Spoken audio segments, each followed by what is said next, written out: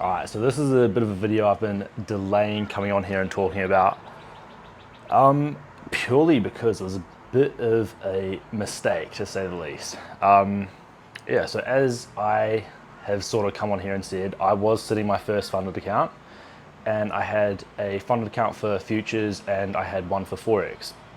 Now, the Forex one I have blown, and it is not the end of the world, and it was not all based on my trading performances. I didn't understand that, well, I did understand, but I just cooked it so hard, and I had a position entered, I lost the trade, and then I forgot to remove the limit orders that I'd set for my stop loss.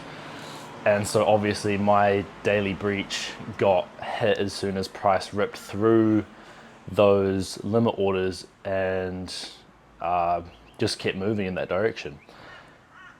This account was with One of One funding, and so it actually didn't matter because they just went under a couple days ago. So it definitely isn't the end of the world, but it was definitely a really good learning experience for me. And in terms of the psychology behind trading with real money and how I personally handled that, I've actually learnt so much more in the past 2 weeks, and I think I've come so much further in the past 2 weeks than I probably have in the past month or two trading with demo money. And I've come really far in terms of my trading ability, in terms of sort of seeing confluences, sticking to a strategy, and identifying my strategy and becoming really fluent with it. However, jumping on a funded account, the one psychological issue that I came across was FOMO. And I think in the back of my mind, there's so much financial pressure at the moment in terms of living overseas and everything that comes with that, that in the back of my mind, I was always wanting to take a trade so that I could earn that money. It took me a while to sort of realize that I was doing that. It actually took me blowing that funded account to step back and look at myself and realize that I was entering trades and I wasn't coming into the markets open to not trading. I was always trying to find the best possible trade that was given to me rather than coming in with the openness of not even taking a trade. So I think that was probably the biggest takeaway that I got out of it, apart from the fact that don't leave limit orders sitting there after your trade's been stopped out. That was a critical, to say the least. As far as risk management goes, I was also coming in with the strategy to sort of risk hard. I wasn't risking hard, but I had a 10% maximum drawdown, and so I was risking 2% per trade. And for my Forex, I don't necessarily think that that was the best play, because Forex trading to me is a lot less sort of trustworthy compared to futures trading. And I would 100%, I can enter most trades on futures and be really confident in where it's going. Whereas with Forex, I have to just see my setup, press the button, and understand that there is a chance that even if this is the textbook setup that I see all the time, there is a chance that it doesn't hit. And so I gave myself a 5 trade limit, and I think I got through about 4 trades. No, I got through 3 trades, and then that third trade was the one that got my maximum daily breach. However, I think that I should have just come in, risked that 1% with Forex. I'm fine with doing that in futures. And I had a lot of people in the comment section coming in saying, you're an idiot risking 2% per trade. Come on, man. Like, all of us trade very different strategies. Some people have a 20% win rate, and others like myself might have a 60 to 75% win rate. If I have a 75% win rate, why would I bother risking 1% per trade? Risk management to me is a balance between your win rate and your average risk reward trade.